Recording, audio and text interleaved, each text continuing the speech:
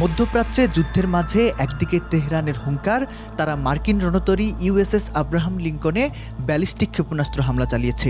অন্যদিকে পেন্টাগনের স্পষ্ট দাবি ক্ষেপণাস্ত্রগুলো জাহাজের আশেপাশেই পৌঁছতে পারেনি। দুই বিপরীতমুখী দাবির মাঝে দাঁড়িয়ে প্রশ্ন উঠেছে, পারমাণবিক শক্তিতে চলা এই রণতরী কি সত্যি ইরান ডুবিয়ে দিতে সক্ষম, নাকি এটি কেবলই শক্তির এক মনস্তাত্ত্বিক লড়াই? গত শনিবার যখন মার্কিন ইসরায়েলি যৌথ বাহিনী ইরানের ওপর ভয়াবহ সামরিক অভিযান শুরু করে, ঠিক তখনই ইসলামিক রেভলিউশনারি গার্ড কর্পস বা আইআরজিসি এক চাঞ্চল্যকর দাবি করে বসে। তাদের দাবি, তারা উত্তর আরব সাগরে অবস্থানরত মার্কিন বিমানবাহী রণতরী ইউএসএস আব্রাহাম লিঙ্কনকে লক্ষ্য করে 4টি ব্যালিস্টিক ক্ষেপণাস্ত্র নিক্ষেপ করেছে। তবে মার্কিন সেন্ট্রাল কমান্ড বা সেন্টকম দ্রুত এই দাবিকে সম্পূর্ণ মিথ্যা বলে উড়িয়ে দিয়েছে। তাদের ভাষ্যমতে ক্ষেপণাস্ত্রগুলো রণতরীর কোনো ক্ষতি তো দূরের কথা, এগুলো জাহাজের ধারে কাছেও পৌঁছাতে পারেনি। আলোচনার কেন্দ্রবিন্দুতে থাকা ইউএসএস আব্রাহাম লিঙ্কন কেবল একটি যুদ্ধজাহাজ নয়, বরং এটি মার্কিন নৌবাহিনীর নিমিটজ শ্রেণীর এক বিশাল শক্তির প্রতীক। প্রায় 1 লাখ টন ওজনের এই রণতরীটি পরমাণু শক্তিতে চলে, যার ফলে এটি বছরের পর বছর সমুদ্রে নিরবচ্ছিন্নভাবে কার্যক্রম চালাতে সক্ষম।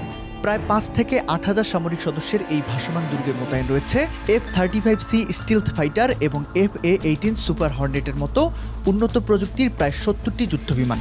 এর সাথে রয়েছে একাধিক গাইডেড মিসাইল ডেস্ট্রয়ার এবং পরমাণু শক্তি চালিত সাবমেরিন।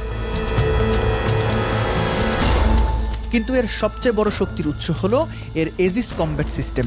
এটি বিশ্বের অন্যতম জটিল ও উন্নত আকাশ ও নৌ প্রতিরক্ষা ব্যবস্থা। রণতরীটি একা চলে না, বরং এর চারপাশে যে ডেস্ট্রয়ার ও ক্রুজার জাহাজ থাকে সেগুলো রাডার, সেন্সর এবং RIM-174 SM-6 ক্ষেপণাস্ত্রের মাধ্যমে এক দুর্ভেদ্য ঢাল তৈরি করে রাখে।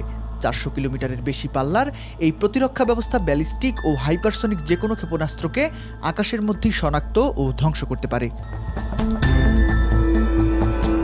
এখন প্রশ্ন, ইরান কি চাইলেই এটি ডুবিয়ে দিতে পারে? বিশেষজ্ঞরা বলছেন, তাত্ত্বিকভাবে ইরানের হাতে ফাতা 2 এর মতো হাইপারসনিক ক্ষেপণাস্ত্র বা ব্যালিস্টিক মিসাইল রয়েছে, যা কোনো প্রতিরক্ষা ব্যবস্থাকেই চ্যালেঞ্জ জানাতে পারে। কিন্তু বাস্তবে একটি চলমান লক্ষ্যবস্তুকে আঘাত করা ভিন্ন বিষয়। আব্রাহাম লিঙ্কন স্থির লক্ষ্য নয়, এটি ঘন্টায় 50 কিলোমিটারেরও বেশি গতিতে চলে এবং সারাক্ষণ তার অবস্থান পরিবর্তন করে। ইরান যদি সত্যি এটি ধ্বংস করতে চায়, তবে তাদের প্রয়োজন নিখুঁত কিল চেইন বা স্যাটেলাইট ট্র্যাকিং সিস্টেম, যা চলমান একটি রণতরীর অবস্থান মুহূর্তের মধ্যে ক্ষেপণাস্ত্র ইউনিটকে জানাতে পারবে। বর্তমানে ইরানের সেই পর্যায়ের স্যাটেলাইট সক্ষমতা নিয়ে সংশয় রয়েছে।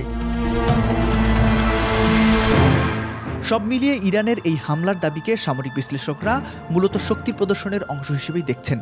ইরান হয়তো মার্কিন নৌ অভিযানের ব্যয় ও ঝুঁকি বাড়িয়ে দিতে চায়, কিন্তু একটি মার্কিন ক্যারিয়ার স্ট্রাইক গ্রুপকে অকেজো করা বা ডুবিয়ে দেওয়া তাদের বর্তমান সক্ষমতার বাইরে বলেই মনে করা হয়। মার্কিন রণতরী কেবল অজেয় প্রযুক্তিতেই সুরক্ষিত নয়, বরং এর রয়েছে পাল্টা আঘাতের বিশাল সক্ষমতা।